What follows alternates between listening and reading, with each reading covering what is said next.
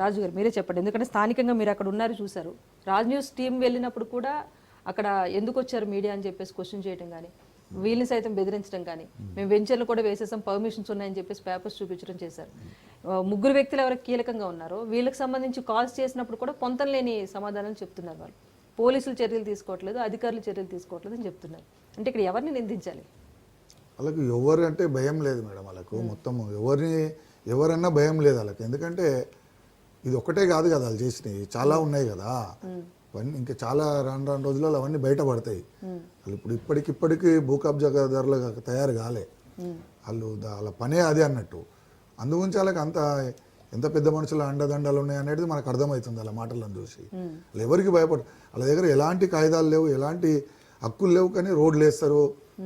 వారికి సహకరించే అధికారులు ఎలక్ట్రిసిటీ వాళ్ళు స్తంభాలు ఇస్తారు, ట్రాన్స్ఫారాలు ఇస్తారు, ఇంకా గ్రామ పంచాయతీ నుంచి ఇంటి నంబర్లు వస్తాయి. అవన్నీ కూడా ఉన్నాయి ఎవిడెన్స్ మా దగ్గర. వ్యవస్థ మొత్తం భ్రష్టు పట్టించే అంతే కదా. ఏం లేదు పాపం, అక్కడ ఉన్న చిన్న ఉంటారు కదా నాయకులు, వాళ్ళకి ఏదో కొంచెము చూపెడతారు, ఆశ చూపెట్టేసేసి సరే ఇది గుట్ట కదా అది కదా అని చెప్పేసి వాళ్ళు ఆశపడతారు కొందరు నాయకులు.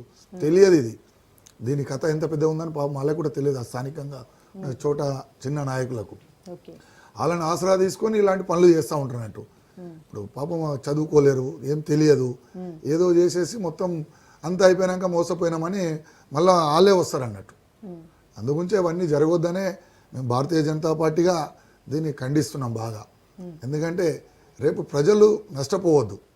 ప్రభుత్వం ఆస్తి, అది ప్రజల ఆస్తి. ప్రభుత్వం అంటేనే ప్రజలు. నేను ఇంతకుముందు చెప్పినట్టు పక్కకు మంచి ఇండస్ట్రీలు వచ్చినాయి, చాలా గొప్ప ఇండస్ట్రీలు, కెమికల్ లేకుండా ఏం లేకుండా గత గవర్నమెంట్ చేసింది. మంచి అనాలి, చేసింది. కొన్ని వందల ఎకరాలలో కొన్ని వందల ఇండస్ట్రీలు వచ్చినాయి, కొంత వేల మందికి అక్కడ ఉపాధి దొరుకుతుంది. మా గ్రామాలలో కూడా మంచి ఉపాధి అయ్యింది. వాళ్ళందరూ వచ్చి అక్కడ రెంట్లకు ఉండడం కానీ బిజినెస్లు నడుస్తున్నాయి మా గ్రామాలలో. అందరికీ యువకులు కొందరు చదువుకున్న వాళ్ళు ఒక్కొక్క రకమైన బిజినెస్లు పెట్టుకుంటున్నారు. అన్ని పెట్టుకొని కూడా అలాంటివి చేయాలి ప్రభుత్వం. ఒకలా అక్కడ వేరేది, ఇప్పుడు ఇంతకుముందు వేరే దగ్గర రైతుల దగ్గర తీసుకొని మేము ఫోర్త్ సిటీ అది అని చేస్తామంటుంది కదా ప్రభుత్వం. ఉన్న ప్రభుత్వ భూమిని కాపాడి అట్లా చేస్తే సరిపోతుంది కదా, ప్రజలకు అందుబాటులో ప్రభుత్వ భూమిని కాపాడుకోలేనప్పుడు మిగతా వారికి కూడా